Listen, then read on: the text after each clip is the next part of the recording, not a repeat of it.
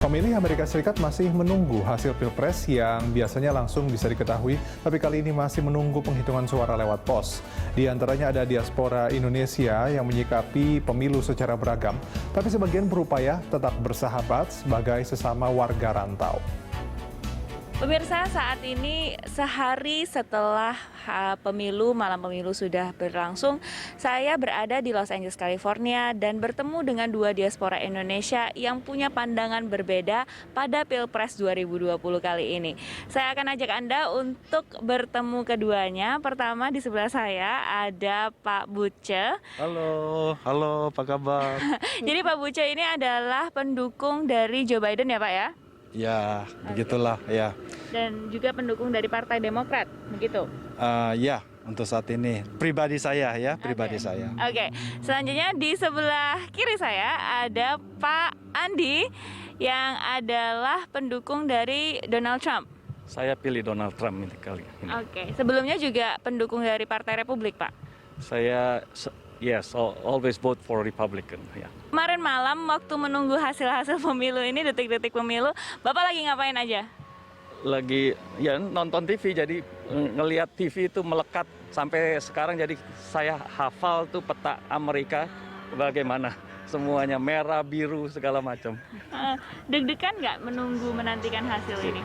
Deg-degan sih, ya. Jadi kayak nonton suspense movie. Tadi malam saya tunggu sampai setengah 11, saya ngantuk, saya tinggal tidur. Saya harap jam 4 pagi sudah ada hasil. Saya bangun, ternyata masih belum. Berbicara tahun 2016, polanya hampir sama. Sama-sama tidak mengetahui hasil, tapi pada tahun 2016 tidak ada mail-in ballot. Tidak ada masalah dengan penundaan surat suara. Kali ini kita dalam pandemi COVID punya masalah yang cukup besar, di mana surat suara itu belum terhitung, beberapa bahkan belum masuk sampai hari-hari setelah pemilu gitu kan. Yang pertama, menurut saya ini sebenarnya bukan masalah mail ballot. Kayak contohnya kita di California, kenapa kita begitu banyak orang tidak ada masalah ya? Karena kita dihitung udah lebih awal, itu yang pertama. Jadi bukan masalah mail ballot menurut saya, tapi caranya harusnya dihitung lebih awal. Kalau Pennsylvania dihitung 5 hari lebih awal, saya kira tidak akan masalah seperti sekarang. Jadi itu yang pertama. Yang kedua, menurut saya kita sebagai negara demokrasi yang paling besar di seluruh dunia harus memberi contoh gitu loh.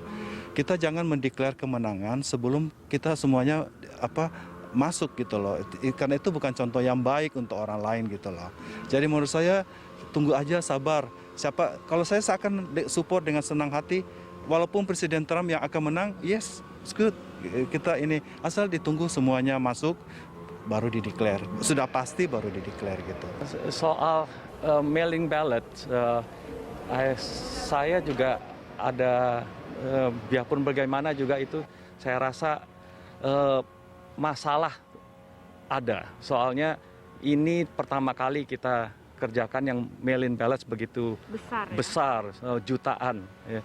Jadi mungkin saja ada kecurangan, mungkin ada keteledoran, mungkin ada yang kerja juga udah capek kerja sampai jam 4 pagi, mereka harus mencocokkan tanda tangan, itu gimana caranya untuk jutaan.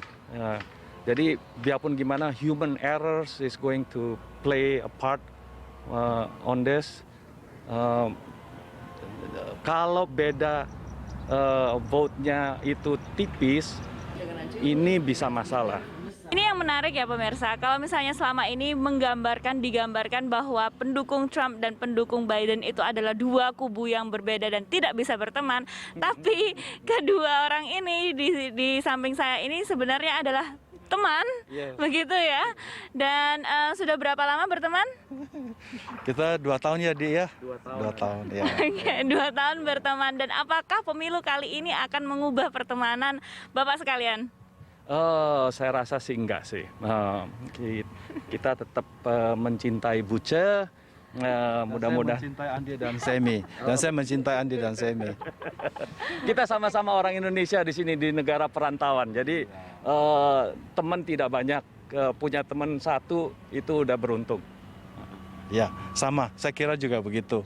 Adalah bagi saya ini adalah teman-teman baik saya. Walaupun kayaknya kita sedikit tidak sepaham ya di media massa, tapi besoknya kan kita baru dimsum makan sama-sama. Nah, itu pemirsa cerita atau kisah dari diaspora di Amerika Serikat pasca pemilu. Walaupun mereka punya pendapat yang berbeda, namun mereka tetap bisa tetap raket ya hubungannya ya, tetap harmonis. Dari laporan kami dari Los Angeles, California, saya Virginia Gunawan dan Laurentius Wahyudi, VOA.